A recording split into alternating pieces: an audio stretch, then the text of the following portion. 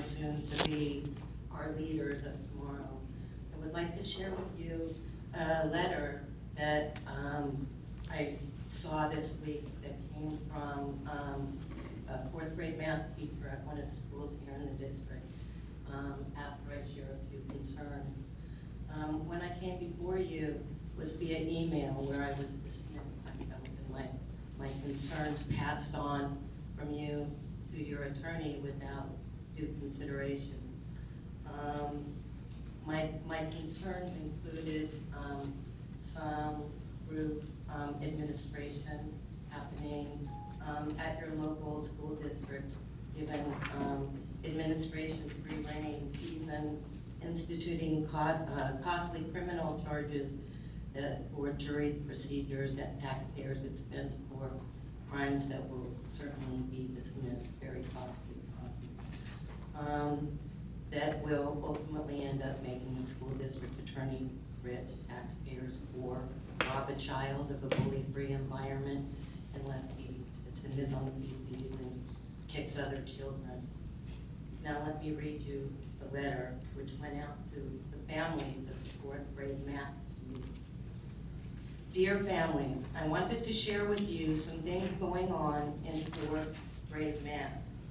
We spent the last several weeks learning about fractions and decimals during math workshop. This has been a very difficult unit for our students, and we have worked hard teaching your children these concepts in our curriculum. Your children are pulled in small groups, given one-on-one instructions, and participate in constant visual support and hands-on activities to better understand fractions and decimals. On Wednesday, February 5th, fourth grade students were given an end-of-unit assessment over fractions and decimals. As a grade level, we see several things that are of concern to us after grading these assessments. First and foremost, we recognize that some students are still missing key concepts related to fractions and decimals. Also, but not less important, we recognize that some students are not providing us their best effort. Fourth grade is a big year and students take on a more active role in their education. We expect students to turn in quality work that is a true reflection of what they have learned. We are seeing students rush through notes, rush through their assignments, turn in unfinished work, not taking notes in their journal, not taking an active role participating in class. Next week, we will discuss the importance of always doing our best.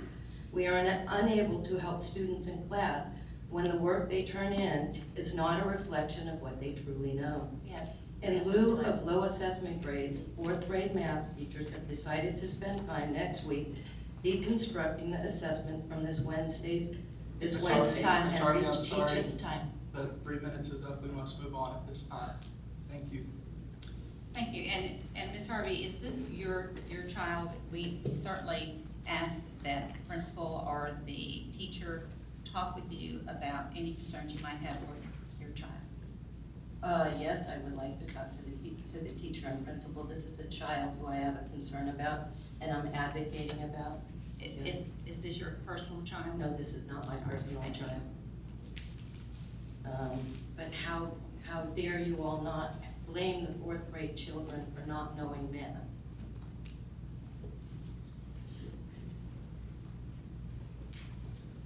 Ms. Madison Henderson, can you please step to the podium and state your name and address?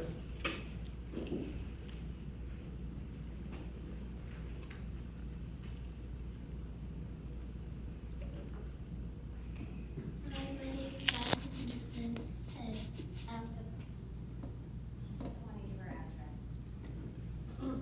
and I'm here today to speak about my family.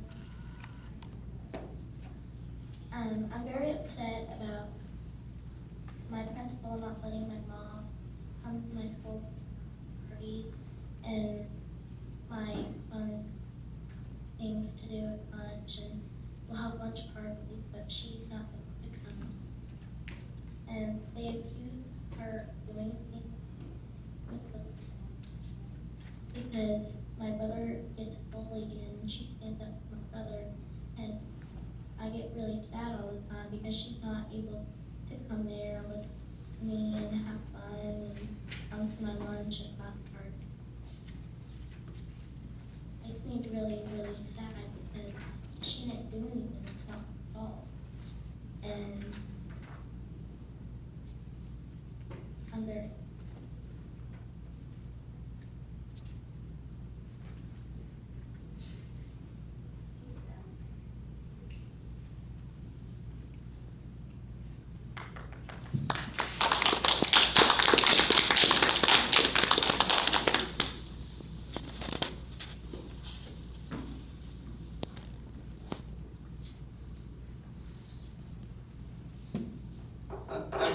public participation. We will now move on to the consent agenda.